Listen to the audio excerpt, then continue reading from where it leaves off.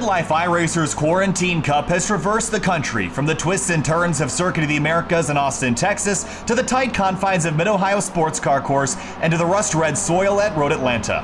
For the season finale, we'll head to Elkhart Lake, Wisconsin, home to a place they call Road America. It's one of the oldest permanent road courses in the country and retains its character from decades ago. But tonight, we'll finish out this 4-round championship at this 4-mile behemoth of a racetrack. So big and so fast, they call it the National Park of Speed.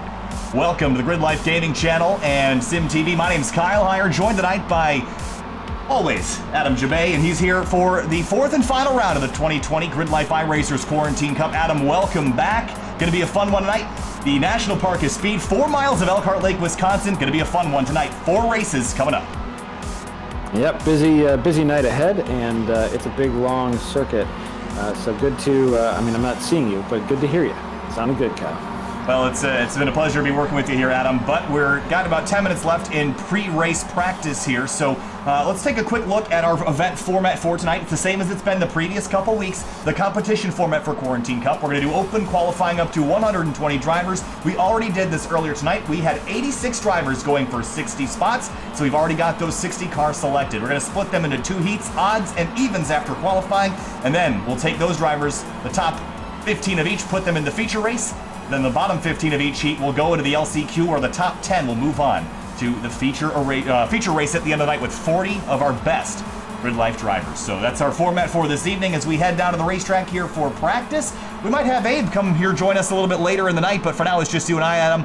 Tell me about Road America. This place is fast. We were just here for GRIDLIFE Touring Cup not too long ago. It feels like it's been quite a while, but at least we get to do it in the virtual world. Yeah, I think we were there in September last year. It feels like it was December because of the temperature change. A few weekends before, we were at Road Atlanta, and it was very hot. And then we went up to Road America, and it was very cold, very chilly. Beautiful track. If you haven't been there in real life, it's definitely a destination that anybody in the motorsports world should check out. Gorgeous facility. Top-notch surface, beautiful scenery, and also some of the best nightlife, some of the best food and drink can be found at some of the local bars in the downtown Elkhart Lake area and in our surrounding. I mean, it's just an awesome section of the country there. I've heard a lot about the food at Road America specifically, and I haven't been there quite yet. But I think when I go there, that's the one thing that everyone's hyped up about is the food there. What's the thing everybody has to get when they go to Road America? Brad Adams told me I needed to go to, I forget which, there's a bunch of food stands there, but I had to go get to the Gearbox Melt. So I think it was called the Gearbox. It's the one right down, just south of Grid. I think it's south, just down towards the final turn from Grid area.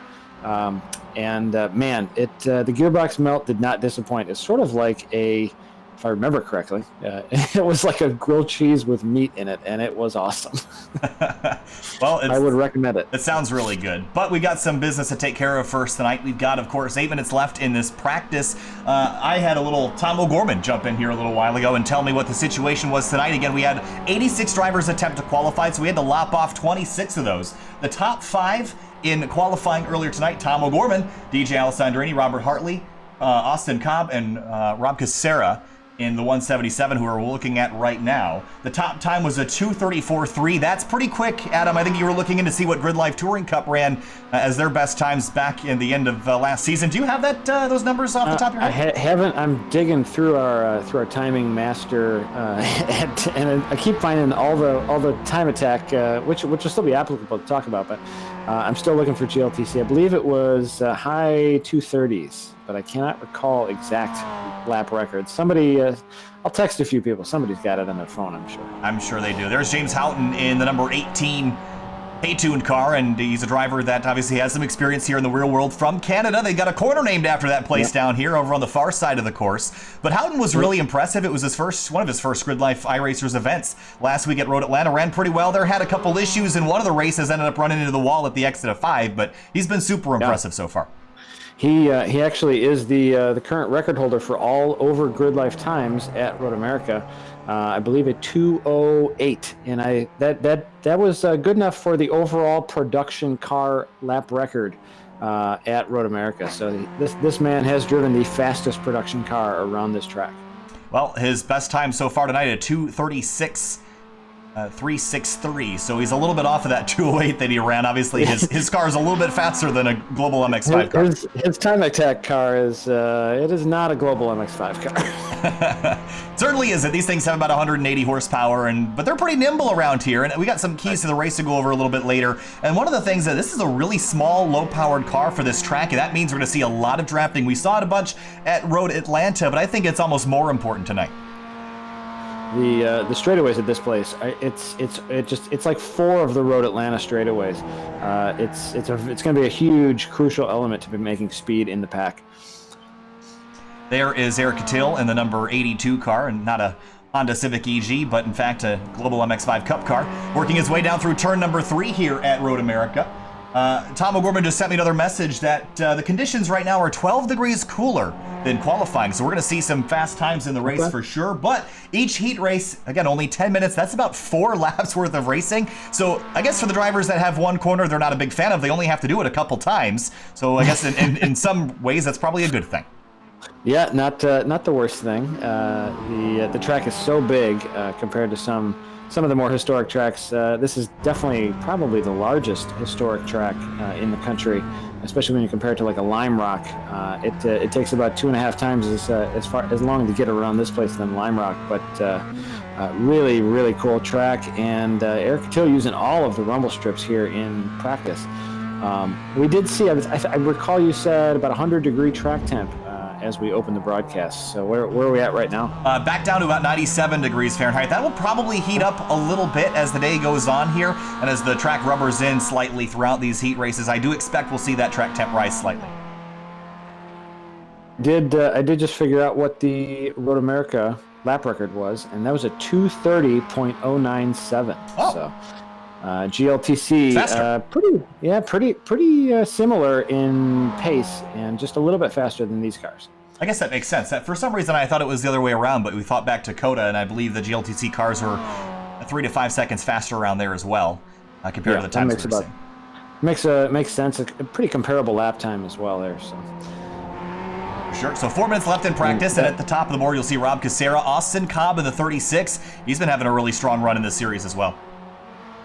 Yeah, Aaron Lichty, I'm being told, was the setter of the real-life lap record here. Is Mr. Lichty with us tonight? I was taking a look down the order, and I have not yet seen his name here, but he might pop up. I think, I'm trying to see. I think we have everybody here, and I'm not seeing Lichty on the timing and scoring just yet. So he ran with us the last couple of weeks here on GRIDLIFE iRacers. I'm not seeing him. I do know that Luke McGrew is here.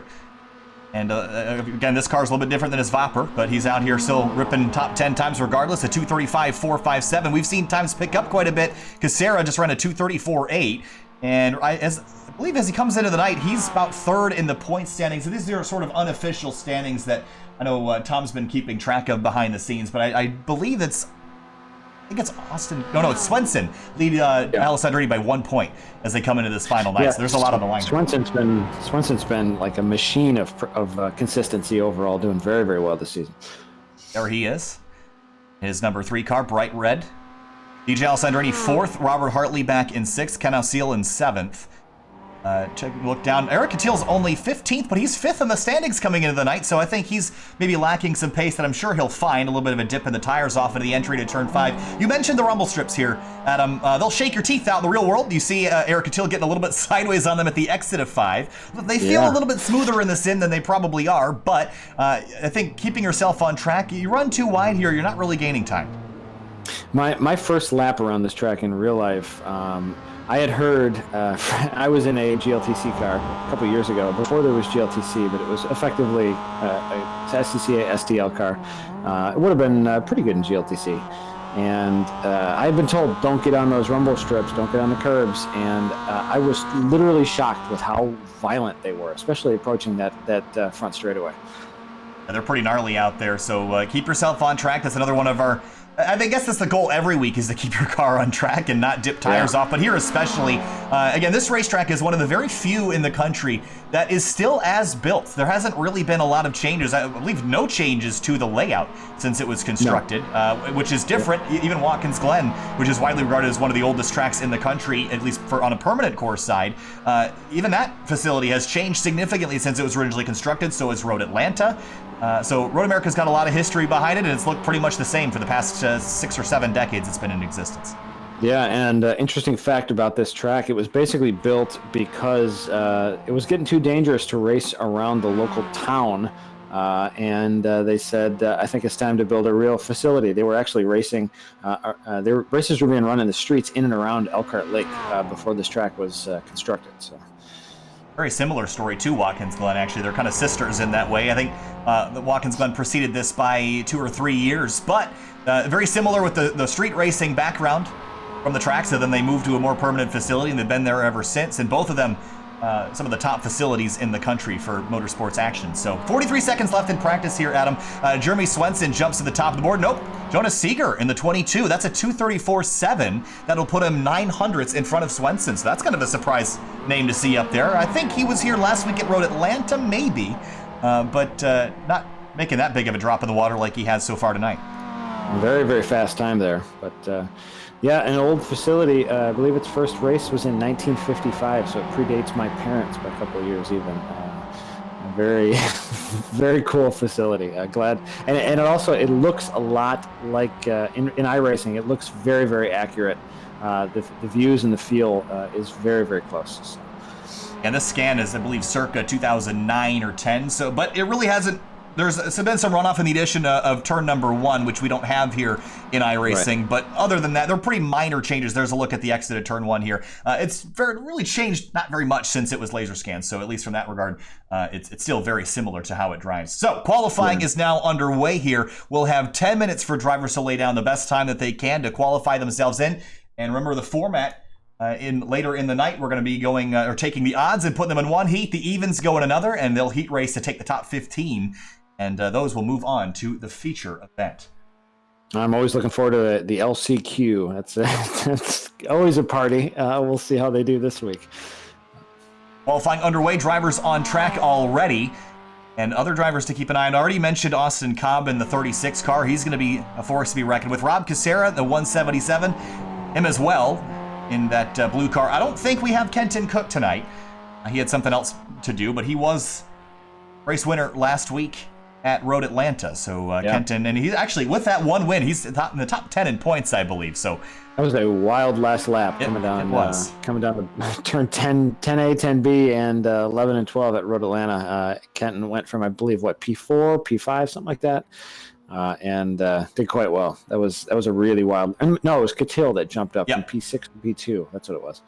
So you mentioned the end of the lap here a couple minutes ago, and we're taking a look at Canada Corner. And this, to me, is a really interesting racetrack because, typically your last opportunity to pass at Road Atlanta, for example, really comes in turns 10A and 10B.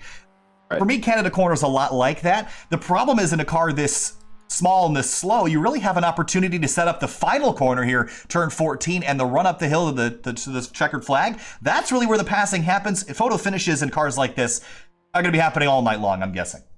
Yeah, the very first GLTC race was spread out a little bit, and then by the end of the weekend, we actually we were doing a photo finish because we had 4 cars crossing the line at like a 3-car gap. They were bumper to bumper. It was a 3-car distance. I mean, it really depends on how you get a run out onto that last straightaway. And then it's the uphill slog, so some of that comes down to car difference. It's a very interesting track, especially that last turn. Right on board with Chris Borsma on the number 32 K-tuned car. And last week, he and Houghton got into a bit of a scuffle in turn 10B. The K-tuned cars having a coming together. I think for the sponsor's sake, they don't want to do that again this week. Well, the sponsors are looking to get eyes on the cars, and we definitely looked at the cars. So maybe mission accomplished in that regard.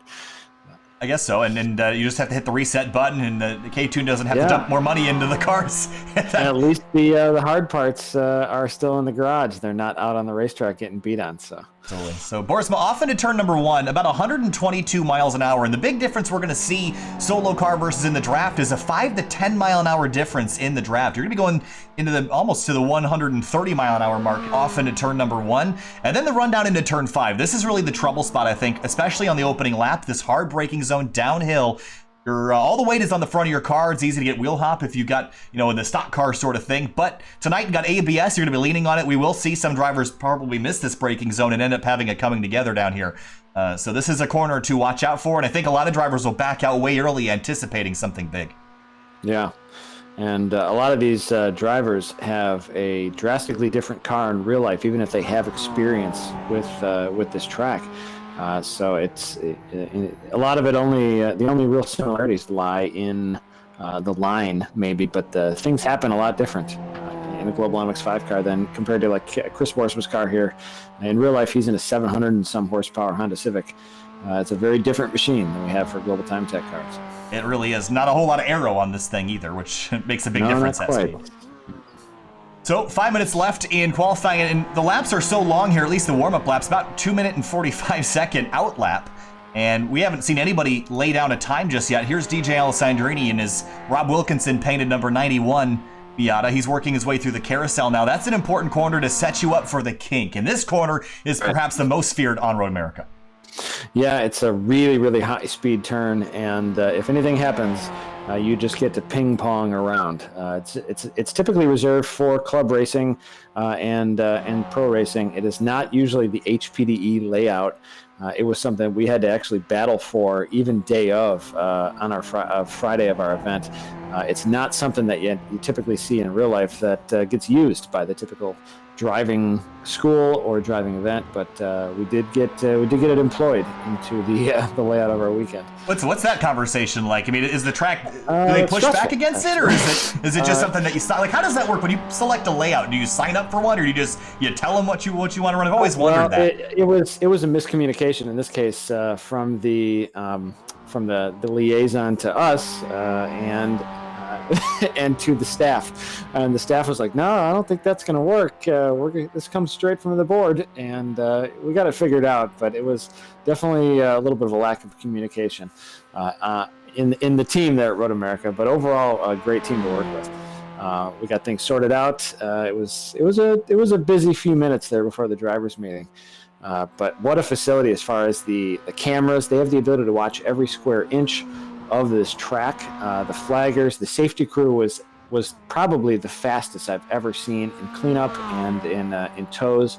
Just a really, really cool facility to work with. And they had a big cleanup there when we were there last fall. Unfortunately, it was there was a big accident down there in turn number 1, which they cleaned up and everybody was safe and fine, but it was a very expensive day for some of the time attack drivers out there. Yeah, it does show. It shows the danger of some of these pro facilities. I mean, the walls come in pretty close to the track, and some of that is because spectators want to see the entire circuit, and runoff just pushes the spectators back further.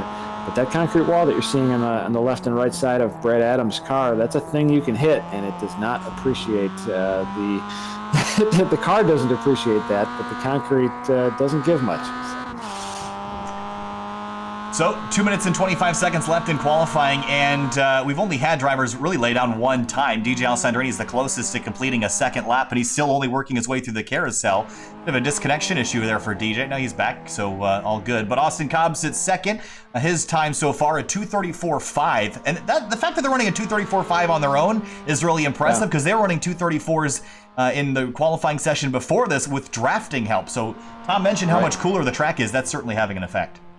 This really isn't too aerodynamic of a car. It's pretty much stock body lines. Miatas and MX-5s aren't typically known to be wildly aerodynamic, but you put a bunch of them in front of each other and behind each other, and they definitely get slipperier down a big straightaway. And we have a lot of big straightaways to deal with tonight.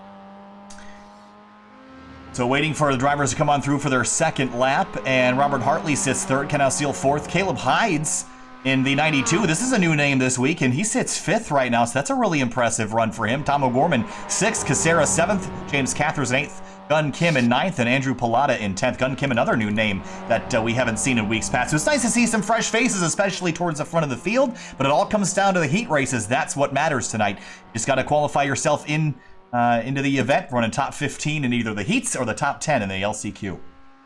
Yeah, good to see a lot of the same drivers that we've seen in the last few weeks, and a lot of drivers that we see in real life. But yeah, nice to hopefully make some new buddies here on the beautiful circuit of Road America.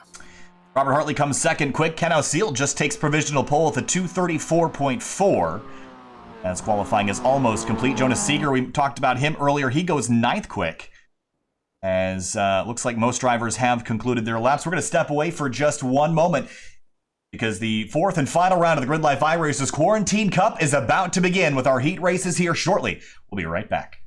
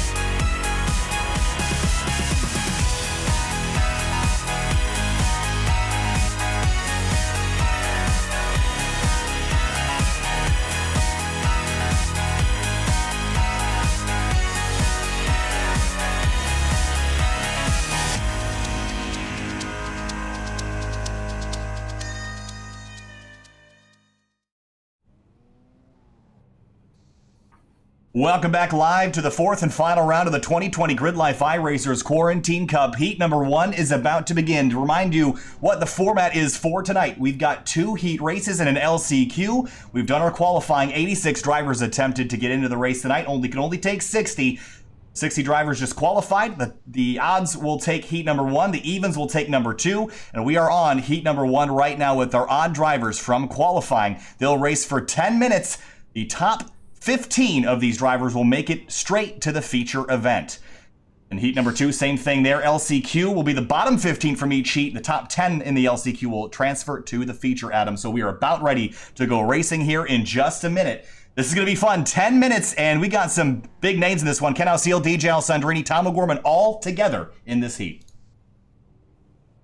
A lot of the fast drivers seem to be the ones in this race, the historically fast drivers. So we'll see how they fare. Almost time for the green checker here, or green flag here. Well, it's going to feel like a green checker. It's only going to be about 4 laps worth of racing. 10 minutes. It's going to feel like a long time for those that have a bad race, but for the ones that are having a good one, it's going to go pretty quick. Here we go.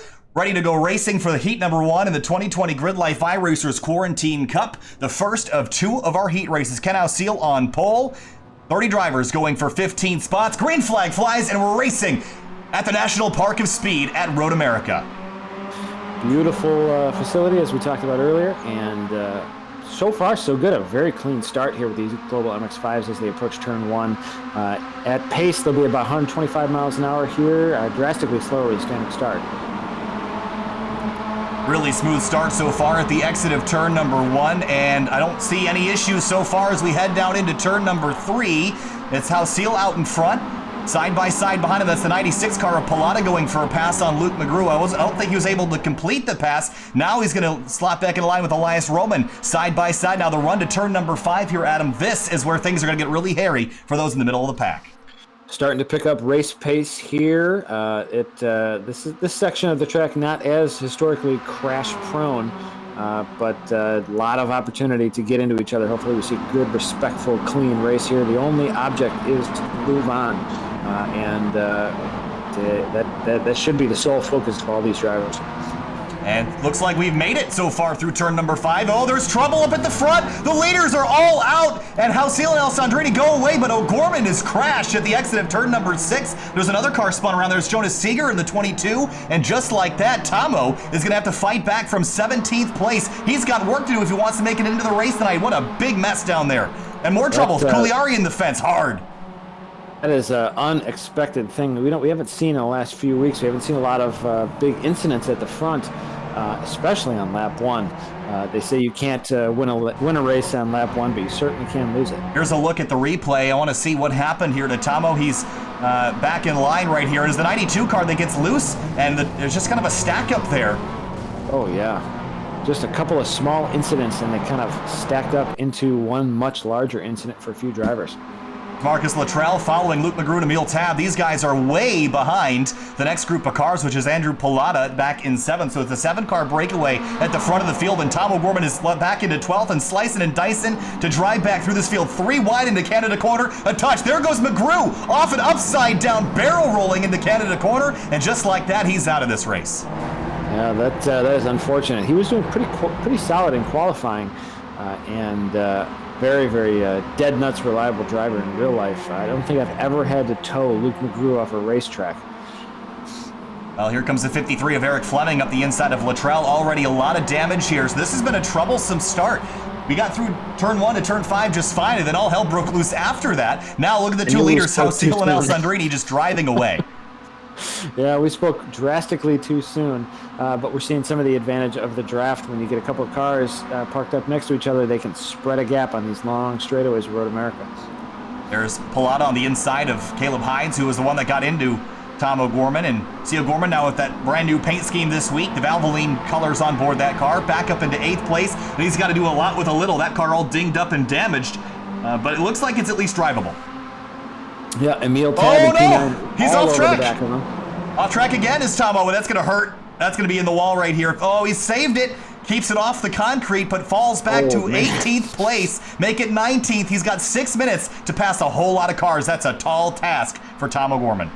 That was about as close as they get. We might see a Tom O'Gorman in the last chance qualifying race. That'll be really interesting to watch. Pilata up to 4th place. He's got a good run going. Luttrell now defending, or actually on the attack of James Houghton. A bit of a stack up into turn 5.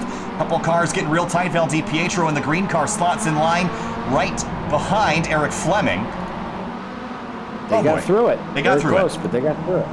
Here's James Houghton trying to get back in the big show tonight. And he started his race in 14th spot, so he's moved his way and solidified his run to the feature race. Again, top 15 will guarantee you a slot into that 40-car feature at the end of the night.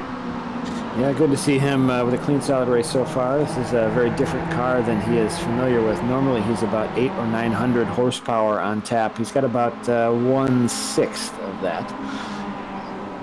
The driver in the transfer spot right now is Sean Krebsbach in the... That's how you say that, right? I'm going to get yelled at later. That's how you say that. Okay, yeah. good. 15th place, he's got it.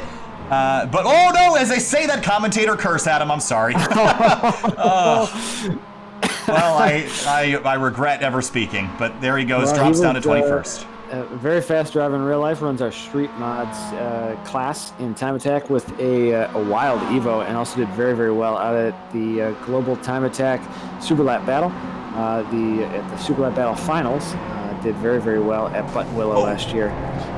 There's a bit of a touch there. That's for 15. Stephen Waller, shoving his way through, but Ryan Carwile passed both of them. Now he moves into the transfer spot, so move the 71 into position to transfer straight to the feature in his orange and red Miata. So he's in the spot that everybody wants. It's Eric Dalla Riva in behind him and Stephen Waller in 17th. So those two drivers trying to get by that orange and red car. In front of them, Samuel Engelbert is side by side with Houghton as they come across the start-finish line. And not a lot of hard wrecks, but a lot of little wrecks here so far. A lot of little incidents. And my question is, where's Tom O'Gorman? He's back up into 20th. And you see him at the back of this shot, and he's got about 5 or 6 cars he can pass right in front of him. But he needs to catch this group and pass the 74 car. That's the gray car that just went around Ryan Carwile. Now Carwile will have the spot back as they exit turn 1. This is the battle for the transfer spot. And if the 194 can pass all these cars, he's into the race. As long as Tom's car is still underneath of him, if he doesn't have a bent up automobile, he might have a chance. If there's anybody who could do it, it is Tomo.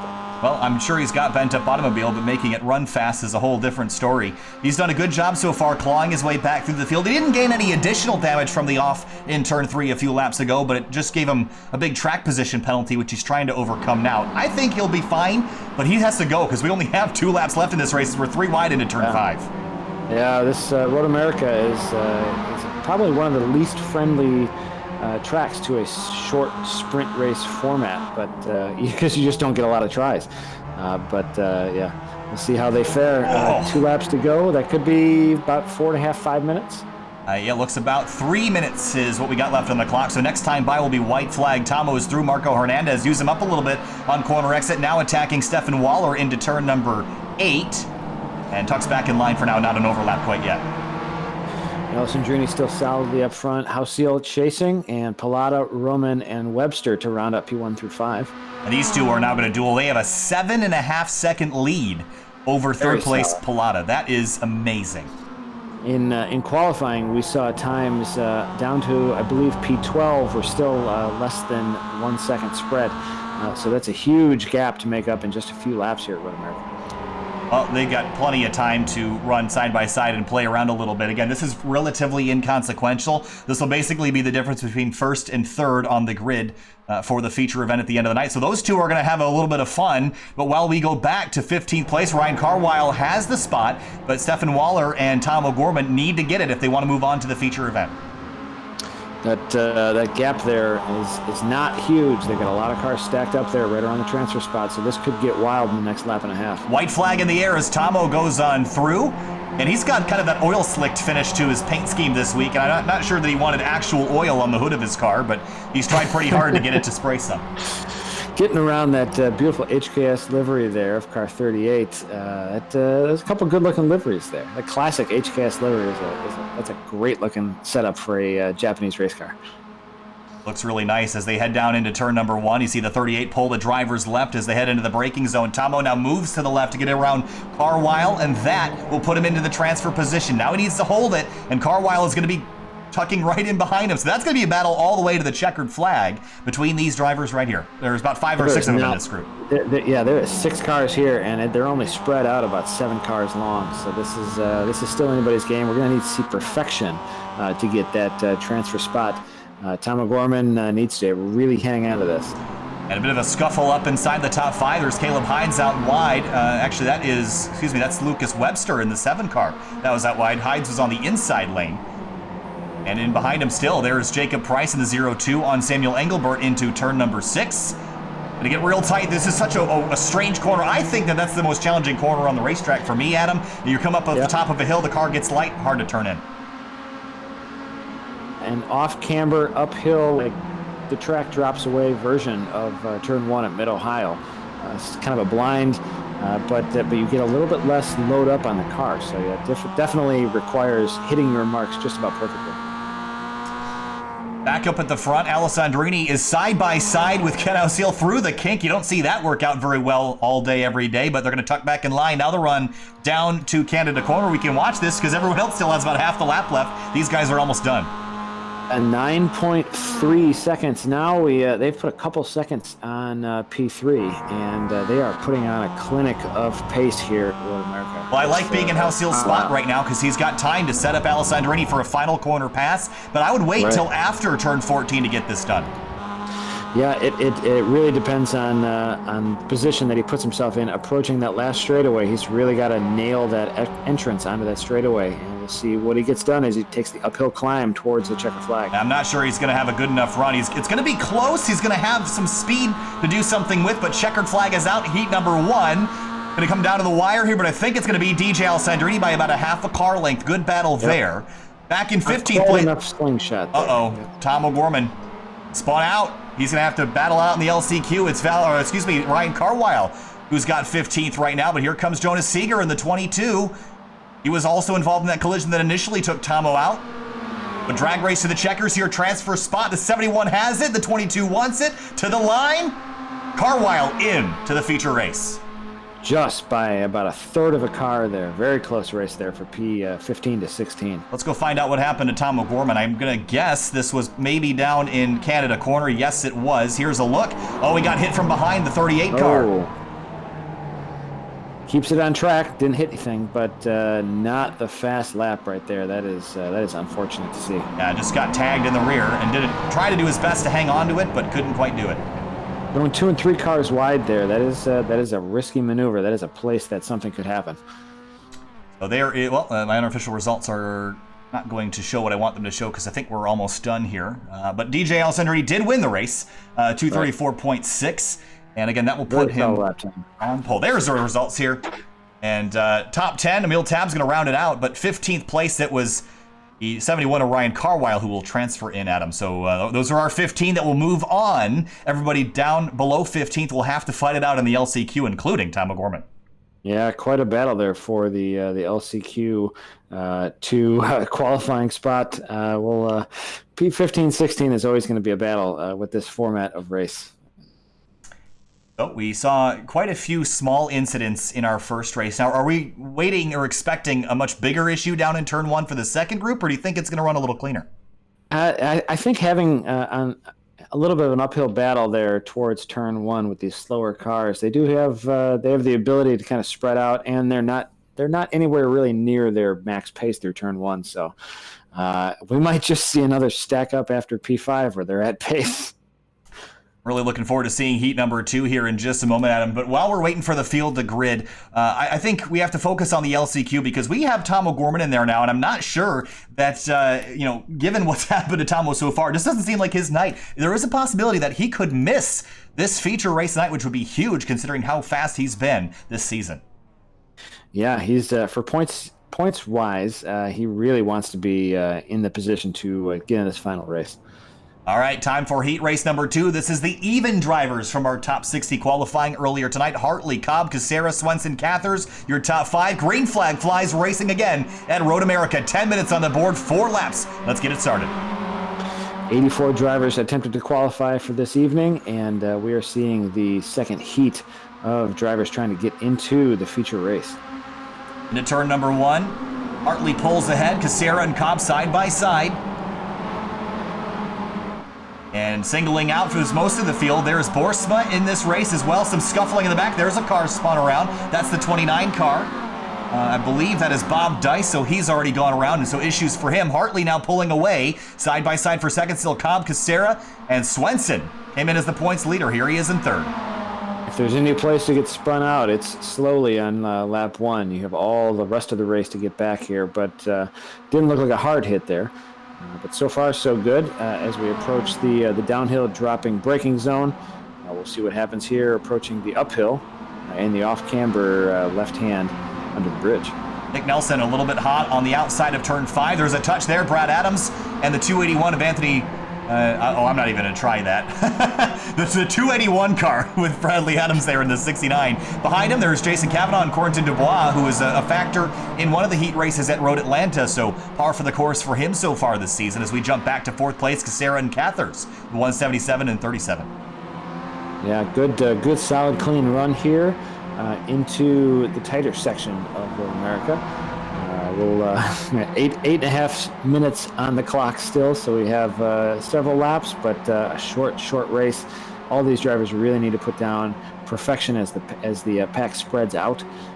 We really, the biggest thing they want to do is stay ahead of P15. Andrew Abbott goes for a wild run. Oh no, big trouble there with Dustin Crooks. They'll both spin wildly off track, and Crooks is going to go all the way into the what do they call it over there? The chicane. Or the HPDE course. The bend. The bend. They call it. That's what they call it. And Jeff Lee gets back on course after some trouble in the kink. He's got big damage to his car. So a little bit of contact there as the rest of the field works their way down through Canada Corner for the first time. Austin Cobb takes the lead down there and puts Hartley back to second. Really fast turns. Small mistakes can make these cars go very far off track and also result in obviously some pretty hard impacts. So this is one of those tracks that really does not reward any kind of goofing around. You really got to be perfect at this place. And a block for Austin Cobb. He's going to go defensive here. I'm going to try to add Abe. I think he's ready. I haven't done this before, so hopefully we can add him to the call without a whole lot of drama. And I'm not sure if I did this quite right or not. You still got me, Adam? Nope. All right, I didn't do that quite right. No. But I was trying to see if that would work. Still on. But I'm back. Big of a scuffle for the lead here as Cobb slides back to 6th place. Hartley up to the lead. And Swenson back to 2nd. Cathers now in 4th behind Casera. Cobb with a big slip. Here comes Eric Catil up inside the top 5. Good clean running here, P1 through 5. Not a lot of time spread. About half of what we saw, or a third of what we saw about this position in the last race. Now the run back to turn number 5 yet again. And again, this is really a good passing opportunity, but it's too early in the lap to be a great spot to pass on the last lap. So we saw really turn 14 be the place to be in race number 1. I expect that to be the place to be for all the other races tonight. Behind, there's a car way off track. That's Zach Rubin in the 49. Going to crowd the 72 of James Tack as they head up to turn 6 and tuck back in line. Yeah, much closer race here overall. We're only 10 seconds back at P15, so that was about what we were seeing at P3 in the other race. So a lot less small scuffles. They haven't spread the pack out quite so bad. Guido Waxman, I saw him in the background, get really loose at the exit of turn 7. And hangs on to it for now. So Swenson now tracking down Robert Hartley, but who's got 15th? It's Bob Casera and Brad Adams in 14th. So this is the battle for that transfer position. The 45 has it. And the group of cars behind him, including Nick Nelson, who was really impressive at Road Atlanta last week. He wants to get up a couple spots, has 2 cars to pass to get there. Yeah, we've still got some decent time here. We've got a lot of turns, but it's still anybody's game here on the transfer area. If you just look at Brad Adams' car, you'll probably crash. So I think the drivers need to not get next to him. That car really messes with my eyes when it's in view. Well, it's messing with these guys' eyes. Look at that. To the inside on the grass is the 281. Side by side, the 2 blue cars behind Brad Adams. He's getting super defensive. Nelson's in the grass, going to tap the 281. And here comes to the inside. Michael Wortman in the 419 gets pile driven by the 76 of Corentin Durbois. Everybody running into the back of each other here, but Brad Adams super defensive right now in the 69. 120 miles an hour putting 2 in the dirt. That is a risky maneuver right there. Sarah trying to line up. He needs to pass Adams if he wants to be a little bit safer. He's in a transfer spot now, but Brad Adams can't afford to lose more than 1 spot. So now here comes Casera up the inside, and the transfer position is now a fight between Casera, Adams, and the 281 behind him. Yeah, Casera has a gaggle of Mazdas chasing him. Look at all those cars within 4 seconds. I mean, it is anybody's game here. Down into turn 1, and now Adams, just like that, is out of the feature event. He needs to gain a spot as Casera runs a little bit wide in turn 1, but I'm not, this isn't a terrible thing for Brad Adams. He can just set up a pass on the last lap and get it done there, but don't get past many more drivers because then you'll have to fight for more than just 1 spot. He needs consistent perfection, and he needs a little bit better lap time. Hit all of his marks. That's his key right now. 3 wide behind him. That is for 5th, and Cathers has it as they head down into 5. Justin Hilly, Austin Cobb, all behind Eric Catil in 4th place right now. They're losing a little bit of time to the front 3, Swenson, Hartley, and Casera. Yeah, Catil uses all of this track historically. We've seen him just go a little bit wider than most of the drivers in real life and also on iRacing. Well, I watched his onboard from the GRIDLIFE finals last year in GLTC, and he's a wild man behind the wheel of his Civic around here. He seemed really comfortable. Once he got his car figured out and sorted, he seemed super comfortable behind the wheel and was cutting it so close, especially heading into the kink. You see Cathers with a bit of a bobble there. Yeah, Eric Catil, if he has fear, he doesn't show it in real life, and I think he's just got that natural ability to really run all the way up to the edge. And so far, so good in real life and mostly in the iRacing. Back to 15th. Bob Casera is the one that has 15th spot. Brad Adams is right behind, but he's got an angry train. Nick Nelson, Michael Wortman, Corentin Durbois, Drew Cleaver, all behind him. And they all want this spot that the white and blue 45 car has. They'll have a lap left when they get back to the stripe. For the leaders, though, these guys have 1 lap as well when they get back to the stripe, and it's 3-car fight right now leading the way. Casera has a whole train of drivers, and they're all capable of taking that spot. We've got 2 laps to go, more like a lap and a half, or maybe slightly less as we're approaching. What turn are we looking at? We're looking at turn 14, so we're almost back to the white here. Yeah, almost 1 lap to go for the leaders, and that's a stressful position there. For Brad Adams jumps up into the transfer spot now. Adams on the board, moves his way into 15th place. The driver that slid down the order. I'm taking a look to see who it is, and I believe it's Bob Casera, so he slips back to 22nd. Yeah, I'm not seeing Casera on the leaderboard anymore, so Brad Adams, it is his race to lose. as he's being chased by the whole pack there behind him. I mean, we're still seeing 4 or 5 cars within a real striking distance. One little bobble, and it's theirs. Nick Nelson, a really good run through turn number 1. He's the driver that needs to pass Brad Adams to move his way into the feature race. Has a strong run into 3, but I think his big run will be into turn 5. So we'll check back in with this one momentarily as the leaders running side by side under the Sargento Bridge. Here comes Swenson to the inside of Hartley for the lead. So far, so good in the cleanliness department here up there with the leaders. They've ran several really, really clean, tidy laps. And if they can keep it up, it'll be all of theirs opportunity to move on to the final race.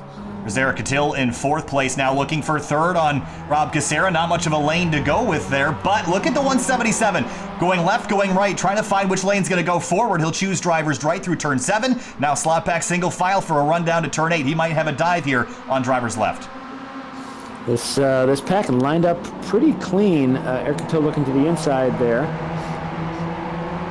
Now into the carousel. Pressure on. Yeah, putting the pressure onto Cathers, or to Casera there. Robert Hartley has a 4/10 of a second lead. If he can hang on to it, he'll win this race and put himself on the outside of the front row. Back in 15th, here comes the 72 of James Tack. I think Nelson made a mistake in turn 8. But look at the 72. He doesn't have a hood or bumper on that car, but Brad Adams still hanging on. They've lost, or they gained another position as one of the other drivers that was in front of them has dropped out of this group. And so Brad Adams is now safely in 14th. I think he actually passed the 72 car. It looks like he jumped just ahead. I didn't know you could lose a hood in iRacing. You sure can, and the 72 definitely has. Back up to the lead. There. Side by side, here comes Swenson to driver's right on Robert Hartley, now through turn 13 and 14, the final couple of corners and the run up to the checkers. This is going to be a close one here. Catil's back too far to do anything about it, but 1 through 3 has a good chance. Oh, they're fighting for second, though. Hartley going to make this one look easy, but didn't get a good run. He slips. Here comes Swenson. Oh, he's got this easily now as Hartley fights the car back onto the track. Now Casera with a run up the hill trying to pass Swenson. I don't think it's going to be enough. Checkered flag waves at Road America for heat number 2. All the way back to the stripe. It'll be Swenson by a nose. Catil takes 3rd. Cathers in 4th. Or excuse me, it'll be Hartley in 4th. Cathers in 5th. Now back to 15th place. Here's James Tack in the 72, and Michael Wortman drag race to the checkers for these two. Wortman side by side as he in the feature race, and he will be in 15th. Brad Adams just bouncing around there in the 14th, 15th range, but what a battle there at the front. That shows all the perfection that you need. Those big wide sweeping turns, they can bite you if you hit them just wrong.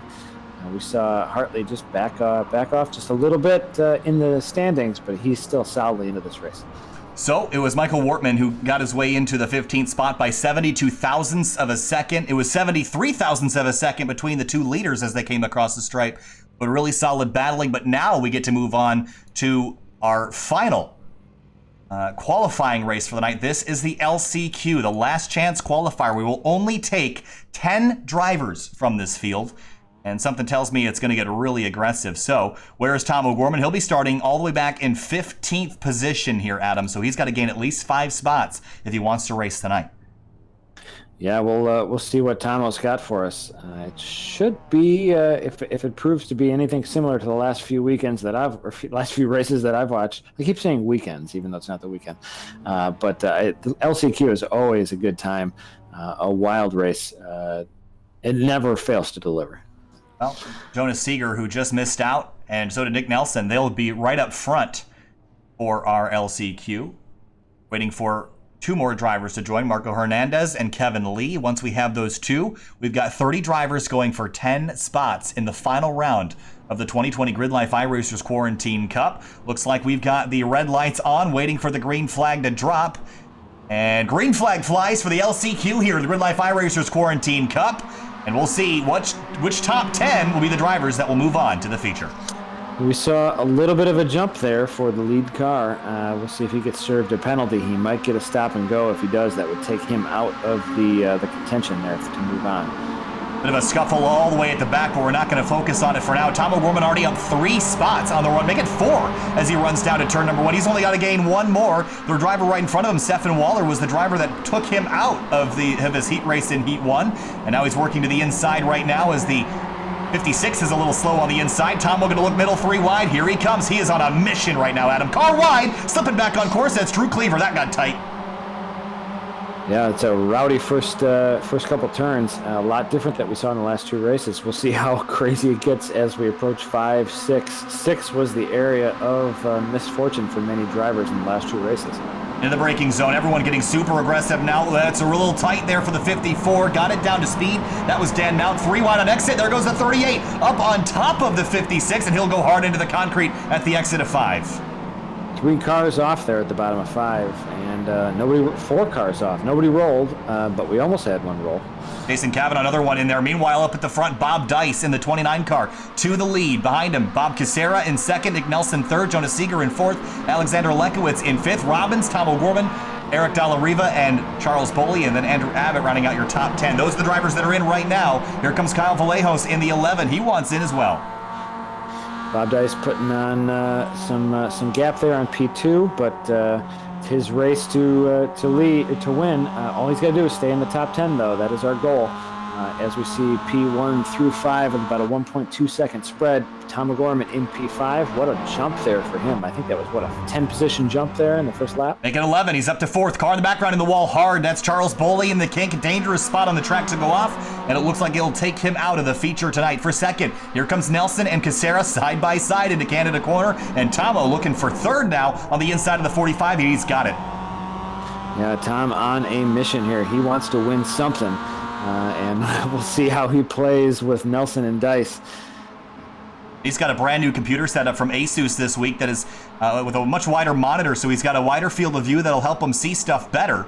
And through to second he goes at the exit of turn 14. Nelson wants back by. Tomo's going to try to defend, but can't move over too far. Car sideways in the background. It's the 168 of Lekowitz. And he'll crashed in a straight line there. That he got turned around. Traffic, 2 and 3 cars wide. And on pit lane is Jonas Seeger, our pole sitter, and that was for the jump start penalty. Yeah, I thought I saw him move just a little bit right before the green went out. It was enough to give him a penalty. For second place, O'Gorman has it. Casera to 3rd, Nelson in 4th. Top 10, though, is where we're watching. Here's Sean Krebs back in the 21. He's on the outside looking in by 1 spot. He's got to pass Kyle Vallejos if he wants in. Yeah, he's not too far behind. I mean, we're seeing about a 4 or 5 second spread there in P1 through 5 or 1 through 10. 0.45 is our gap there, and Krebsback is just a little bit behind him. So if anybody can make it up, it's the tall Scandinavian from Minnesota. So we'll see how Krebsback does. Here he comes up the inside. This is for the transfer spot. Vallejos on the outside, unable to defend. Krebs back up the inside now for turn 5. He'll have the run. They're 3 wide in front of him. That's Abbott in the middle, the 35 on the inside. They're going to touch side by side. Rubbin's racing here, Adam, through turn 5. They don't have to take the cars into the body shop after they touch each other here. So we're seeing a lot of drivers, especially in this LPQ, get a little bit physical. I think you got to get a lot bit physical if you want to make it, and they're doing that right now. Dan Mount is now the transfer car in the 54. Nope, I correct that. That's Vallejos as they run side by side. And Bob Dice still leading. Bob Dice has recently purchased a GLTC car in real life, changing from a Time Attack 240 with a V8 swap. So he is battling right now. It looks like O'Gorman has just gotten around him. And very close race so far. Bob out front, Tom out front. Back and forth, side by side. Into the kink now, full throttle here. Maybe a dab on the brakes, slipping and sliding. Tomo's going to run all the way to the grass. And here comes Casera from 3rd. He'll go to 2nd place as Tomo moves to the right to defend. This is a fun race to watch here up front. Hopefully they can all keep it clean. They've got 5 minutes left and not enough time to recover if they do spin out, because we don't have a huge gap back to the transfer spot at P10. A little bit wide is Tomo at the exit of Canada corner. He's solidly got the lead. Now back to 10th. Krebsback has it now a bit more safely than he did, but Gun Kim with a really good run at the exit of Canada. Going to have a run now through turn 13 and 14. 3 cars make it 4 going for that 10th spot, and he's around and through. I'm seeing a lot of good battles here. So far, some really good racing. The transfer spot here is going to be hotly contested. 4 cars in the rough area. We'll see what happens in the next 4 minutes. This is probably about 3 laps to go. It's going to be, we're working lap 2 of 4, make it 3 to 4. So this is going to be 2 laps to go for these drivers right now as Gun Kim and Krebsback are side by side for that 10th spot. Now down into turn 1. Bob Dice to the inside of Tom O'Gorman. Now the one thing Tom can't let happen is any contact, because if he spins again, it's game over. No more lifelines now. And he's already going to be starting in 30th, even if he wins this race. So it's still a long night ahead of Tomo. Yeah, he's going to maybe he'll have the 30th to 3rd miracle that Catil has had in real life, but that's a tough one to get in, especially when everybody's in a spec car for the most part. Yeah, absolutely. You don't have any advantages that your car might provide, or again, the competition level is so high here tonight. Bob Dice, for a moment, had an internet connectivity issue, but he is back as 3rd place is now Nelson and Casera into 5. Yeah, it would be a shame to see Bob get taken out of the race just because the internet in Detroit isn't as optimal this very minute. Glad to see him back with us. Tom O'Gorman's still leading, a 0.7 second gap there, I believe. He's really, really running hard. Oh, Dice drops back, Dice back up. Cross your fingers for Bob Dice's internet. Krebsbach has 10th for now, and he's got to hang on to it for about 6 more miles. And he's got about a half a second lead, but the 2 drivers in front of him are running side by side. You're just hoping that someone spins or drops out of the race so that you can have a bit of a comfort zone behind you, because Krebsbach has none of that right now. He's got about a 1/4 of a second differential between him and a driver that could take him out of the feature. Yeah, it looks like Kim, Hilbert, and Mount, they all have an opportunity still. We're not seeing a huge gap there. Well, Hilbert and Mount, maybe not so much. Kim and Hilbert, potentially. Krebsbach's got to keep this thing just about perfect. We're seeing the backside of Krebsbach's car here, and good clean laps so far being ran by him. Not really his format of car. He's usually an Evo driver. Does have some experience at this track. Waited a little too long to go defensive, so Gun Kim's going to pass him down through Canada corner. Now will he cross him over? Going to get a good run of the exit of Canada. Now Stata drivers left. Look at the 223 up on top of the curb. They're going to touch, and around goes the 21. Can he save it? He will, and will continue, but Gun Kim now has a slight advantage. Make it 0.3 of a second as they head down to the final corner, and Ray Hilbert's going to fill the hole on the inside of turn 14. They both could have lost their chance to run in the final then. Oh, that's it. Krebsbach off to the left, off to the right, gets into the front of Hilbert there, and he has lost quite a bit of pace running up the hill. Yeah, Gun Kim is the driver in the catbird seat right now in 10th.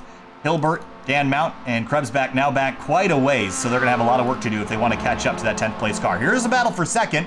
That's Casera, this is a battle for third. That's Nick Nelson on the outside, Casera on the inside. Now they single file out. Will Robbins in 5th. He's been having a very quiet night tonight, which is honestly not a bad thing.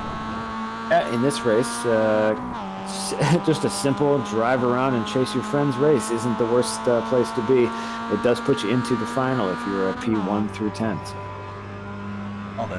For third, still a little bit of a battle here for podium spot. And really, these positions matter a whole lot more than they do in the heats, because up at the front, whether you start 3rd or 5th doesn't make a massive difference, but whether you start 40th or 30th is a pretty big difference. So, you know, for a guy like Will Robbins, I do want to get by a couple of these guys, because otherwise he'll be starting in 35th spot. Yeah, the accordion effect exaggerates the further down the line you get with any initial inputs for all the cars in the first few turns. So that's how you stretch the pack out so far. So Nick Nelson, 3rd place, Bob Casera in 4th. They're going to continue to run nose to tail as they head through the carousel for the final time in the LCQ. Up front, Tom O'Gorman started out with a disastrous night in the heats, but now has finally broken through to the lead in the LCQ, and all he needs to do is get back to the stripe without drama, and he'll be able to start the feature, albeit in 30th place. That's a long night still ahead. One to watch. I'm really curious what he can do. If that's going to be a fun one to watch. We'll have a good storyline there for the final race. If nothing else, it'll be a blast. Even if it doesn't go the right way, it'll be at least an exciting footage to watch as he goes barrel rolling over the concrete walls. But down into Canada corner, Nelson and Casera still haven't settled this yet. P2 still, and Nelson Casera, that is the battle right now. That 10th place is pretty much all but decided. Gun Kim back in 10th has the spot.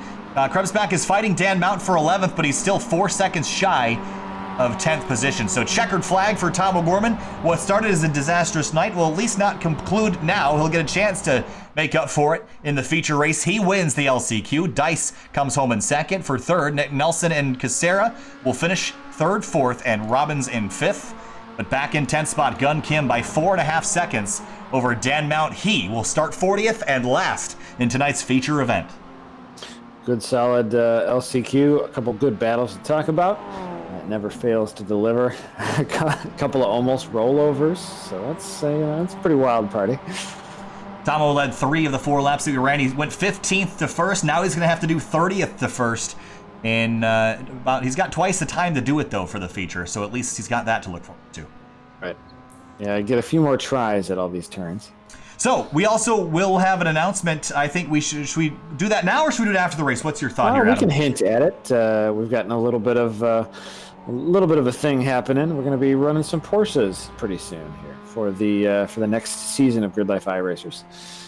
Mike's Harder will present the Hard Times Challenge for race series with GridLife iRacers. Pretty exciting to announce. Who's going to be announcing that, Kyle? I don't know who's announcing that, to be honest. I think it might be you and me. I think it's going to be us. Yeah. We'll head down to the racetrack here to get started. It'll be 8 laps, approximately 20 minutes is the race we're going to have.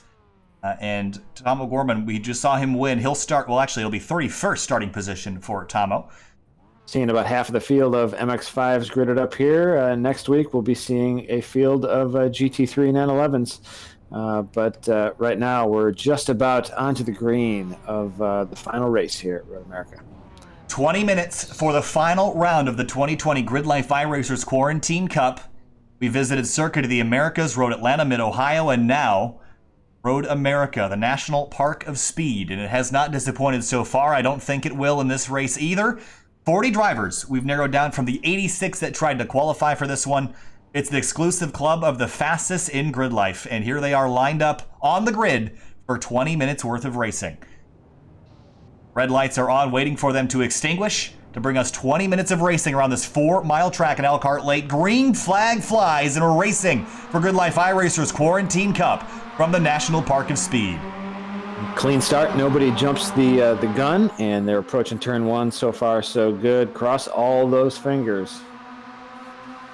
Double wide, maybe a bit of 3 wide towards the back of the pack, but into turn 1 for the first time. The leader's just trying to single file out. One of the big discussions tonight is stay on track and stay together in a group. Find a friend if you need to be fast around here. You're going to require a drafting buddy. You get stuck in no man's land, you're going to go backwards pretty quick. DJ Alessandrini out front right now, chased by Swenson, Hausil, Kucera, and Roman. This is as they're dropping down in the downhill braking zone. This is where we've seen some of the action heat up in the last couple of races, so we'll see how clean all these drivers get through in the final race of the night. Here's Tomo, started 31st. He's got drivers left and right. Here he goes up to drivers right. In front of him, James Houghton working his way through this mess. 3 wide into 5. Trouble up front. That is Marcus Luttrell, and he's going to bounce right back into traffic, get clobbered by the 72 as we all work through turn 5. I think Tomo's through, going to move over to left and try to get by Val Di Pietro. This is now for 23rd spot. Some drama as always in this section of the track. It's where the cars are getting up to pace, but maybe the entire car is not under you yet. The tire's not there, your brain's not there, and there's a lot of cars around you. More trouble. Ryan Carwile, I think, is one of the drivers that's off. James Cathers in the 37. Let's go back quickly and take a look at what happened here. This is a big mess at the exit of turn 7. Oh, it's the 92 car again. And Justin Hilly was there. Oh, and there is, of course, Chris Boersma, and the 49 is also involved. That being down the order. That's a couple of drivers that we thought would have really good runs, Boersma included, but Zach Rubin was the 49 car. He's got some damage on the nose of that car, but now up to 18th place. Tomo gained 12 spots in the first half lap here, so he's already up to 19th place. Up at the front, Alessandrini leads, Ken Alcil back to second. Yeah, it goes to show the small little mistakes on this high-speed track with very little runoff, what they can do to your race. Just a tiny bit of a touch, a little bit of a turn, and all the carnage that ensues. James Houghton in the 18 on the inside of the 281. He's cleared him for 22nd. Now sets its sights on 21st. Tomo to the inside of Emil Tab. He goes on through. A little bit of a leader change up front. We've got Tack, Alessandrini, Hausil, and Kucera, P1 through 4. Tack is just reset back to the pits, jumped to the top and scoring, so he'll tumble back down. So it's still. I didn't think he was all the way up there. There we go. Now Alessandrini, Hausil. Yeah, a little bit of a change there, though. Swenson was chasing Alessandrini for P2. Hausil, Kucera right now in P2 and 3. Look at the way back We got all sorts of 3 wide action in the midfield there. And there's the 25 of Abbott in the middle of it all. As we head down into turn 1, they're going to try this 3 wide into turn 1 at Road America. That ain't going to work. Somehow they get it sorted. 5 cars wide there for a second. That could have been interesting. This reminds me of when we saw GLTC drive off into Road Atlanta turn 1 for the first time when they were 4 wide. I didn't think they could do it, and they did. Just as impressive here tonight. Yeah, very similar turn. A hard, fast right-hander, about 120 to 130 miles an hour in this place, though. This is a fast turn. So Alessandrini, Hausil, Casera, Swenson, and Catil, your top 5. They're going to run just like this. And I mentioned earlier to these drivers that they seem to have gotten this sorted out. They know exactly what they need to do to win this race. But for everybody from about 7th or 8th on back, they're fighting hard because they're nowhere near a position to win. They have to drive up to the lead. They have a chance, and that's what they're doing right now. And that's where marks get missed and bumpers get twisted and the cars go sideways into the wall. So. And it's an expensive day usually, but in iRacing, it's just another day. As Tom O'Gorman now sets his sights on 15th, Andrew Pilata. Oh, that's a big dive for George Fike. Almost gets into the side of Price, but backs out instead of Gorham, which is a good decision-making process there. Good, clean move. We've seen people, people complain when they get turned, when they get crashed into, but we're seeing some smart decisions made just to avoid some of that so far. Top 6 altogether. Robert Hartley is at the tail end of that, then Caleb Hides in the 7th place 92. I think if you're losing too much ground, you see that's Jacob Price, or Engelbert, excuse me, off for a bit of an excursion at the exit of the kink. If you lose 2 or 3 seconds, it's going to be really difficult to make up that time. So someone's got to get up there and push that 92 to make up some of that ground. Look at Christoph now to the inside of Canada Corner, and Austin Cobb in the 36 car. And Cobb started this race in 16th. He's gained 6 spots already. Good, clean run so far. Only 5.5 seconds behind the leaders. My internet connection isn't clear enough to see 4s and 5s, but Christoph in P10 and Cobb solidly up to P10 and Christoph in P11 right now. Tomo up to 14th place. There's Zach Rubin on the inside of Fike as they head up the hill for the lead, though. Here comes the 177 of Casera to driver's left. Hausil seems content with pushing Alessandrini for now. All they've got to do is make it through the next 14 minutes. That's all they've got to do, and then they can fight. It's time to fight when you get that last lap. Into turn 1. Rubin through to 15th spot. Nice clean pass there. Car off in front of him. Is that Ryan Christoph? It looks like it is. He's pulled it back on course. Slots into 12th. Christoph sporting his real-world livery on this MX-5 car. This is his GTL car livery, or what will be. He's got some new additions on the fenders this week. The nice SimTV logo there above the right front and left front wheels. A little bit of an homage to the Coors NASCAR car of late 80s vintage. We just had a big mess, I think, with Stephen Couliari in it, so let's go back and see what happened to these cars. I believe this was on the... Wow, this was on the front straightaway just a minute ago. Here is what just happened. Just had our first rollover. It was Howard and Abbott that got together, and the 35 gets absolutely drilled, and there is the rollover you're talking about. Wow, that was a mess. And through goes the 74. That was Eric Dalla Riva, and watch this view. Oh, no place to go. Well, what a clean, solid drive right up the middle there. The seas parted, and he's through. Go to pull the timing and scoring while we wait for everything to update. Working lap number 3 of approximately 8 laps in this event. Alessandrini, Casera, Hausil, your top 3 still. Then Swenson, Catil, Hartley, who's just barely in touch with Catil right now in 5th. Still striking distance with any kind of bobbles. Things happen very fast at the rate of speed that Road America places. Even with these lower horsepower, 180-ish horsepower cars, things happen very quickly at Road America. There's Hilly on the inside of the 92 of Caleb Hides. He's through, and Cobb's going to try to follow to driver's right as Hides runs wide up onto the rumble strips. Elias Roman, Samuel Engelbert right behind as well. Good clean battle there, just a few spots back from the front, but everything matters. You got to take advantage when you can, and they're having a good time and putting on a good show. Exiting turn 14 in the back of the shot, there's Christoph and Tom O'Gorman coming up the hill to complete lap number 3. And look at this, we're going to try 3 wide for the lead, are we, down the front straight? Or 3 wide for second, as Alessandrini is about 2 or 3 car lengths ahead. Well, there's only 12 minutes left to crash, so, you know. They'll get it sorted at the exit of turn 1. DJ's out in the grass. He's way out wide. That's pavement now, but grass in the sim.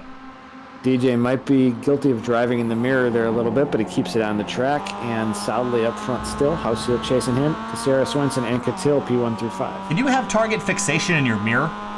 Is that a thing? You certainly can. It usually goes badly, just as badly as it does if you're looking ahead. All right, there's your front 6 all the way back to Hartley. Those are the drivers I think have a legitimate chance of winning this race, as long as they play nice together. If they start to fight and battle, we could bring in 7th on back. That's Justin Hilly right now. Then Hides, Elias Roman, Engelbert, and Tom O'Gorman, who's up to 12th from a starting position of 30. Oh no! There they go. Trouble for the 194, and there's a car around. It's Christoph, and Elias Roman, I think, was the one that triggered all that. And here's a look as they came down into turn 5. You see the stack up here, and a touch from Engelbert is what sent a Roman around, gets into the concrete. Tomo gets air over the top of the 99. No place to go. Car spinning right in front of him. No place to go. That hard-fought lead, or hard-fought spot change there for Tomo, all the way up from 30th, I believe, and that might be the end of his night. His car's still rolling, though. It's still rolling, and it's still in 11th place, and I'm not sure how badly the steering is damaged on this car, but it looks pretty straight, so I think he's got it okay. He's at least going to have a run for a top 10. That would be amazing. Well, at least we know that Global MX-5 Cup cars make good ramps. Yes. So, if you don't ever take those things off some sweet jumps, just find another one. Well, if you've ever watched these cars race anywhere with big curbs, they certainly do like to ramp up off pretty much anything they can. I've talked with a couple drivers. Jackson Robillard, one of them, that drives an ND1 Global MX-5 car. And you'll run over the exit curbs at COTA until your back is sore. They can take quite the beating.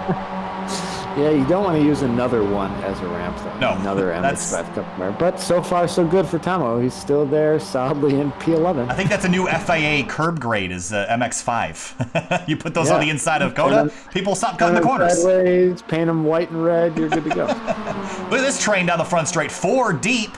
And Swenson's going to move to the left and try to grab a spot. Here's Eric Catil. We haven't really seen him pressure the front yet, but now he's got a chance as they run down into 1. Oh, Swenson's in deep. Can he hang on to it? He does. All of track left there, but we saw Alessandrini use more of track left there last time. So. Hausel still got second. Now Casera to the inside of Swenson for 3rd. And Catil with a great view of this out the dashboard view here as they head down the back straight. Maybe a push here for Swenson. Hartley all the way up into this pack again, too. We've got a real solid P1 through 6. Hartley's just about there. Side by side for the lead. Here comes Hausel to the inside driver's left into the braking zone for 5. DJ tries to turn in, and he's actually going to pinch the 23 enough to carry a run up the hill to 6 and re-clear Hausel. That's a pretty strong move. Good defensive driving there for DJ. Obviously one of the more experienced drivers in GRIDLIFE iRacing, especially in the virtual world. He exhibits the skills in the real life, but he is a real monster here in iRacing. And here's Robert Hartley, and we haven't really talked about him a whole lot tonight. He's just kind of on the tail end of this. This just goes to show you how good Robert Hartley is.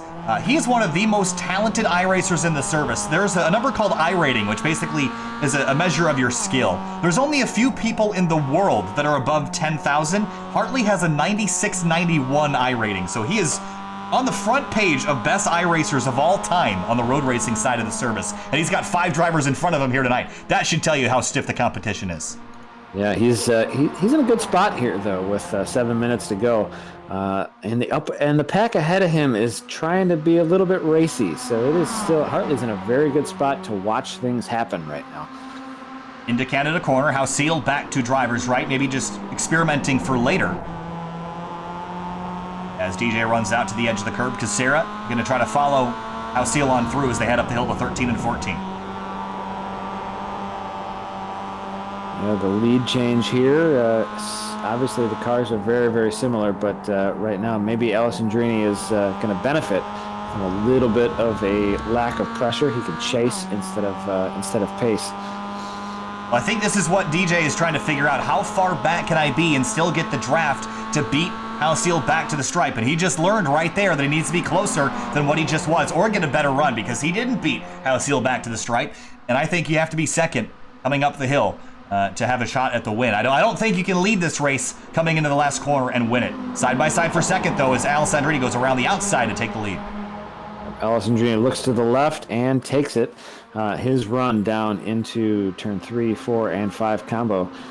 The long straightaway approaching turn 5. Bit of a touch, and Swenson's going to go off at the exit of 3. He's going to actually keep it on course. That was impressive. Tom O'Gorman's had another issue here, Adam. Let's go back and try to find out what happened. He dropped out of 10th spot, and I wonder if it was right here in turn 14. Runs a little wide. Does he grab some grass? He just missed a shift, maybe. Real slow. Yeah, car slowing down. You wonder if it's a mechanical issue or...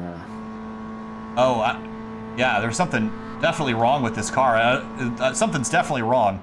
It sounds like it's stuck at the top of 3rd gear. Oh.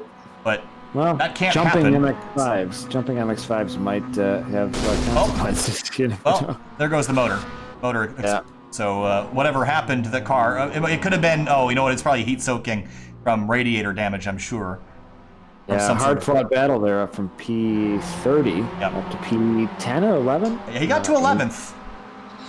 Actually, he was at 10th at one point.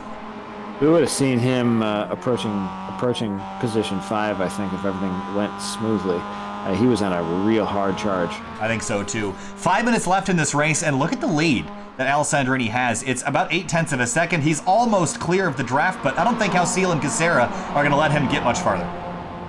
That pack is definitely spreading out. About 3 minutes ago, you could barely tell one car from the next, and now they have their own little piece of real estate on this beautiful track. Another group in behind. This is about for 11th spot. Engelbert leading this group. Then it's Jacob Price, Zach Rubin, and Pilata to drivers left as they head down into Canada Corner. Whoop, slip and slide. There goes Fike up into Canada Corner. That was a mistake, but it almost worked. Almost made a pass. Almost.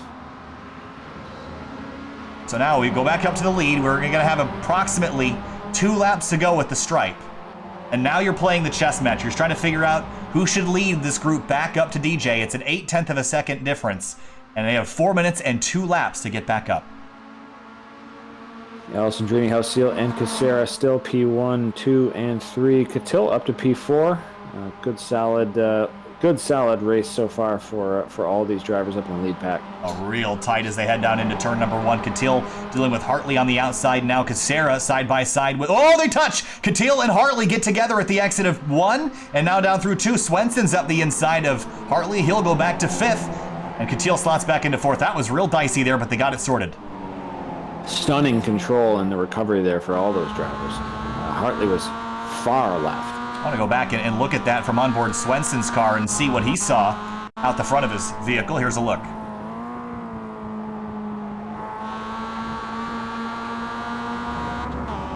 Yeah, Hartley was just coming back from across the curbing and just pulled it back to the right, and they touched and they carried on and continued without losing or changing any positions. They're just that good. Didn't even lose any pace. Like, that's the stunning part of this. There is some damage to the left front of that 82. I'm not sure it's going to matter or affect the car a whole lot. It's relatively minor. Cars out there that are looking worse. Alcil now again leaning on the 177 to push him back to DJ. We got about 5.5 miles left in this race. Next time by will be white flag for the race leaders.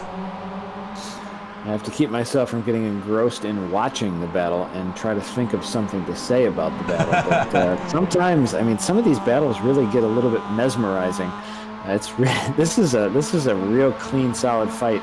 If this was something in real life that I was watching, I wouldn't have much to say other than, wow, look at that. There's Jacob Price. He's off in turn number 8. And we'll see if he had a little bit of help. He was on the inside of Pilata. Pilata turns in. I think he just ran 96 off the track and not a lot of space there. Gets himself turned. Kind of chopped him off just a little bit and got himself turned there. Yep. Ran him off the edge of the rumble strip, but you got to leave some space, and he didn't. And Pilata got in the wall as well, unfortunately, so he went around and dropped to 15th. At the back side of the car there, right on the very end of the tire wall. All right, now back to the final corner. This is it. 4 miles. It's going to feel like an eternity for DJ Alessandrini. It's not going to feel long enough for really anybody behind him. Catil's lost some pace and some ground. It's really the front three that are together. White flag at Elkhart Lake, Wisconsin at Road America for GRIDLIFE iRacers Quarantine Cup, the last race of the season. Here comes Casera to driver's left. Using all the track here as they approach turn 1. Just praying for cleanliness. I want to see this battle continue. This is going to get really dicey. Now DJ slotted into second. I think he's comfortable being here. I'm not sure that we'll see him try to go back by. I think DJ's comfortable in being whatever position he is in. I just think he needs to be second or first. So we'll see what he wants to do. He might just decide to stay second. The big wild card is Hartley and Catil. If they can draft back up to this front three, it could change the whole outcome of this race. Yeah, and as with last race at Road Atlanta, we saw P5 or P6 get up to P2. One little bobble. These high-speed tracks, they do not pay dividends when you have any kind of mistakes. Well, DJ has gotten back to the lead, and behind him, Casera and Hausil running wide at the exit of 5. They'll tuck back in line as they head up to 6. 1, 2, 3, and now 4, 5, 6 are right behind as well, but they're battling for second, Adam. They need to get sorted because DJ's just, this is a crucial sector. They need to keep it tight to DJ until they get to Canada Corner. DJ's looking to get just a little bit away. He's making that car very wide, taking nice, smooth, arcing turns. Not keeping things super tight because he does not have to, but he is looking to set his fastest lap time that the car can possibly do. Yeah, he wants to get away and keep that draft away from him. He got a really good run through turn 8. I'm not sure that they're going to have time to catch back up to him unless he makes a mistake. He's gapped them by 0.8 of a second through that corner alone. Yeah, very solid back section of Road America, and as we're into about the final 3-4 turns here. It's still anybody's game for P2, 3, 4, but DJ's got a real solid grasp on P1.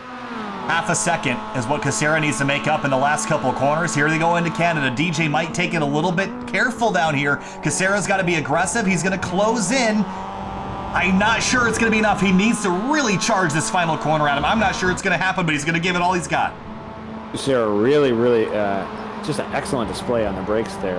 He put on 0.2 on DJ and still kept the car under control, but it might be the DJ show. We'll have to see. Checkered flag in the hands of the starter. It's 0.3 of a second. Too far back for Casera to get there. Behind him, Swenson's off. Catil going to drag race up to the checkers, but just as he's done in so many races before, DJ Alessandrini wins in GRIDLIFE iRacers Quarantine Cup. Third place, Hausil. Fourth, going to be Robert Hartley. Catil comes home in 5th. Behind him, Hilly and Cobb. They're going to drag race to the checkers. Cobb will grab 7th by 22 thousandths of a second.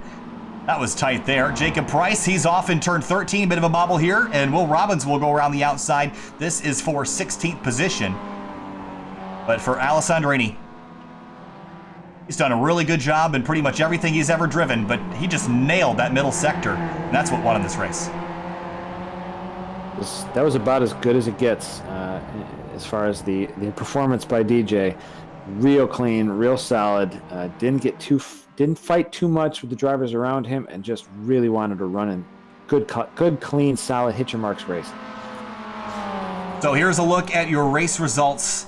And don't go anywhere just yet because we have a big announcement about the next season of the GRIDLIFE iRacers series, so don't go anywhere. In just a moment, we'll show you that teaser. Alessandrini wins. Best lap of a 2:34.6. He led 7 of the 8 laps, all but the first one. Actually, I think it was the lap that Ken Hausil led to the stripe. It was lap number 5 or 6, I believe.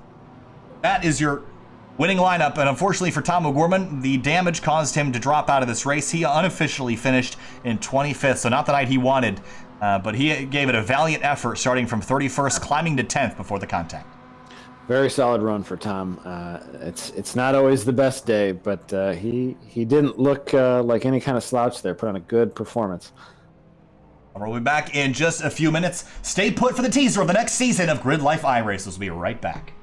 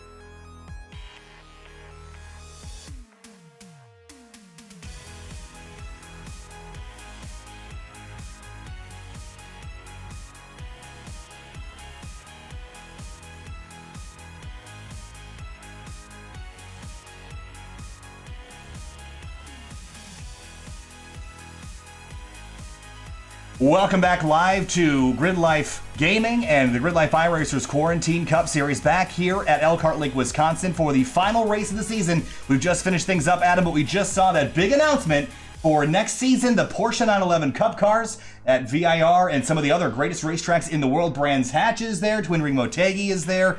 It's going to be a really good season. Tell me more about it. Yeah, GRIDLIFE iRacers is very excited to announce that Mike's Harder is presenting the second season of GRIDLIFE iRacers on iRacing, aptly named the Mike's Harder Hard Times Challenge. It's a 4-race championship series. Kickoff on Tuesday, May 19th, next week, 9 p.m. Eastern Standard Time at VIR, Virginia National Raceway. Each week, drivers will qualify at a new track, and points are accumulated throughout the series, as we've been doing. Car selected for the series will be the Porsche 911 GT3, and GRIDLIFE has designed custom Mike's Harder liveries that will be available to drivers for free. And GRIDLIFE iRacing is the virtual version of GRIDLIFE Touring Cup Wheel-to-Wheel Series, one of the more competitive iRacing leagues and multi-week championship seasons. So good to announce the last season. We had Abe on for one of the races. I've been here, and I'm looking forward to being here with you next time. And Abe, I know you're just watching all of that. This is going to be so exciting to move from the Global MX-5 Miatas to the Porsche 911 Cup cars. A big uptick in speed and a big uptick in action. If you didn't think tonight was fun, Abe, it's going to be a whole lot more fun next week at VIR. You know, I think it's a big challenge for a lot of these drivers. The Miatas, I think, can be a little bit forgiving because the overall speed is just a little bit lower. Trying to wrangle your talent to drive these Porsche Cup cars, I think, will be a big challenge. All right, and with that, we're going to head back to our Quarantine Cup Series with the MX-5s. We're going to talk to Ken Ausil, who came home in third place tonight after leading at least a little bit of the race. Ken, a good battle up there at the front, but it just seemed like DJ Alessandrini had things figured out in the middle sector on the last lap. Anything you could do different to beat DJ next time? Good question. DJ's always fast. I mean, all these guys are always fast, so it's not so much luck of the draw, just a bit of racecraft stuff. I think I had really good pace. I mean, obviously, I put it together in quali. I didn't think I had that much pace, but that was pretty nice. Yeah, good, solid run. Thanks. It seemed like tonight there was a couple different mini packs that formed up towards the front. How much were you guys working together? We've seen this pretty much everywhere, where you guys get a 4 to 5 car pack and drive away. But we did see you, even in the heat races tonight, battle a little bit at the front. What's the magic number for you in terms of a gap to the next group where you feel comfortable fighting for position? So the heat race, DJ and I were just chatting away and being kind of silly the whole time. So let's just ignore that. But in the race, I mean, man, that was intense. It was trying to push DJ, trying to make a gap. There was a little bit of a gap for a bit, but the draft here is so strong, you really can't run away unless the gap is huge. So just try to work together, try to keep your position. That's really all you can do when you're towards the front of this group. So. Of course, we just announced the next season, including the Porsche 911 Cup cars. That's going to be a big change from this series. Your expectations and how much you're looking forward to that starting next week? Oh, man, I can't say how much I'm looking forward to that. I just saw the track list, and that's exciting. The last time we ran the Porsche Cup cars, I did pretty well. I don't remember if I won the championship, but I won a bunch of races, so I'm looking forward to that. All right, Ken. Hey, congratulations. Nice run tonight. Podium finish for you. We'll see you next time. You guys, see you. Moving on now to Robert Casera, who finished in second place tonight, 2/10 behind DJ. And coming out of that last corner, Rob, you probably realized at that point that you weren't quite going to catch him. Just take me through that last lap and try to keep up with DJ while also fighting off Ken Ausil. Yeah, I knew it was going to be a tough fight towards the end. I knew I had to defend against Ken and hopefully catch up to DJ. But again, DJ is super consistent, and I was just hoping to hopefully get within drafting distance to hopefully at least have something for him at the finish line. Take me through that last lap, because we saw you fighting a lot with Ken Ausil. How much interaction was there between you and Ken to try to figure out who was going to be the one to go take on DJ, or was it just kind of a fluid situation? Whoever was in front was going to be the one to try to tackle him? Getting close to that last lap, I was telling Ken on the radio to hopefully that we could work together, but it seemed coming out of a couple corners, he got a little loose, lost his drive. So I knew I had to do something, make a move on him before DJ got away. So I was just in the mindset of hopefully getting past Ken, and hopefully we could draft back up to DJ, because once DJ's gone, he's a tough man to catch back up to. Yeah, you don't want to chase that guy. Don't. You had a little bit of a gap. He was solid through the mid section of the track there in that last lap. Yeah. DJ, make sure on the last lap to for sure hit all of his marks. Hey, Rob, thanks so much for joining us here tonight. Congratulations. I want to ask you about next week. We've got Mike's Harder coming on board for the next series that we've got going on, the Hard Times Challenge with the Porsche 911 Cup car. Your thoughts and expectations for our first round next week? I think it'll be an interesting one. Definitely a little bit of a switch from the Miatas, but I'll be happy to hop in one of the Cup cars and hopefully lay down some good times with these guys. All right, Rob. Hey, thanks so much. We'll see you next week. Thanks for having me. Moving on now to our race winner. It was DJ Alessandrini in the number 91 who held off a charging Rob Cassera and Ken Ausil. DJ, that middle sector of that last lap was the crucial one for you. You were able to drive off into the distance and not even have to defend. Walk me through that last lap and run it away for the win. Well, the whole race was the last lap was an accumulation of the entire race.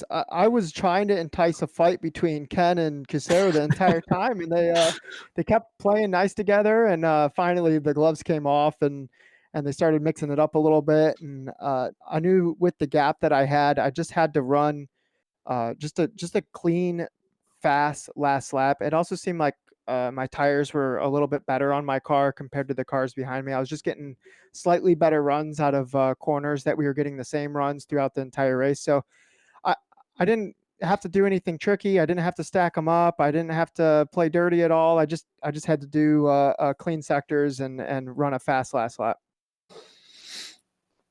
When you're looking to entice a fight, you don't say things like "Did you hear what he said about you?" or tell a your mama joke. But No. what's your go-to tactic for enticing a fight in a race car? Well, I'll give people the draft so they come up next to them. I'll lift a little bit. I'm giving away all my secrets right now. That's what I'm trying to get here, DJ. I'm trying to get some. I'll lift a little bit tips before hitting the brake, so it kind of stacks everybody up a little bit. I'll just I just try to make them cause a little ruckus to cause some little tension between the people behind me, because then they're less likely to work together by the end of the race. That's what I was trying to do, and it seemed whatever you're doing, it works. That was a really solid race, and good to see cleanliness up front and people working together, keeping the pack nice and tight. Yeah, it was. I mean, as one of the people who run this league, I'm just super proud of all the racing up front. I know, there's always work to do in the mid pack, and just trying to tidy that up. And we saved Road America because it's the hardest track that was on the schedule. It's people, oh, look at all the straightaways, it's easy. It's not. This track is tough, and it's super punishing, and the racing is tough. So we thought by putting it at the end, it would give us a better shot at a clean race. And I know it was a little messy out there, messier than the other races, but I think that's a testament to how tough the track is, not the level of talent here. Normally the racing is so close and so clean. Yeah, we were seeing some aerial views, and like when somebody gets into a bad spot, it's not usually because of anything other than the slightest bumper touch at the wrong time. And this track does not reward anything but perfection. It is a very punishing place, as you said. 100%. I mean, I was going over data with some friends and just trying to help out, and it's like our data looked exactly the same, but there's like subtle nuances in corner entry and exit, like just barely unwinding the wheel more than them, that turns into tenths on the straightaway. Like this track is all about the nuances, and it really punishes you if you don't have those down. Hey, DJ, I wanted to ask you about next week, because on May 19th, we start the next series. It'll be the GRIDLIFE Hard Times Challenge presented by Mike's Harder. And I think you've been very excited about this Porsche 911 Cup car. A big uptick in speed. We're doubling the power, more than doubling the power, and moving to a very dynamic rear-wheel drive GT car. Your thoughts on the next week's challenge that starts at VIR? To all the participants listening right now, practice and practice a lot. That is a very tough car. We picked tough tracks.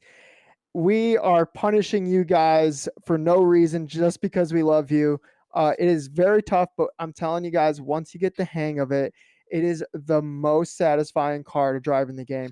It's take a Miata, stick it in the hyperbolic time chamber for a couple days, which equals a couple years if you watch Dragon Ball Z, and that thing came out like with giant roid muscles, and it is a beast and wants to spit you out. It's so rewarding to drive. It's super fun. And they sound good too.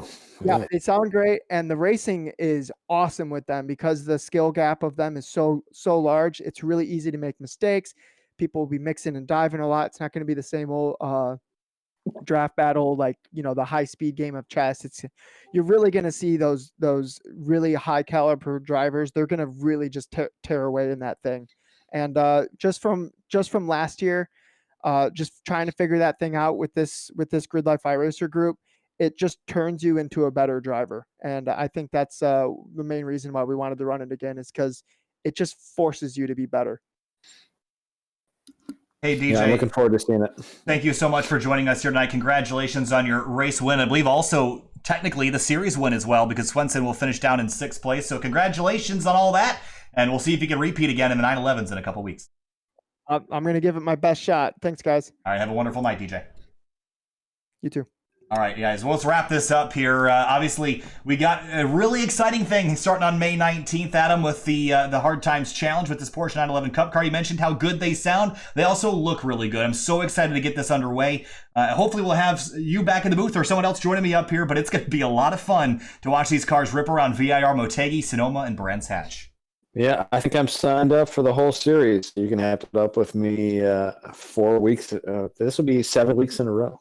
Nice. Well, hey, get used to it. I've been doing this for 2 years, Adam, and it gets even more fun. I don't know how you do it. You never cease to amaze, man. Solid announcing. Good to be here with you. All right. Thank you so much, Adam. And Abe, thanks for joining us, if only for a couple minutes. We've been having some technical issues trying to get Abe in here. But Abe, welcome, and hopefully we'll have you around on a more regular basis here once we get things sorted out for next week.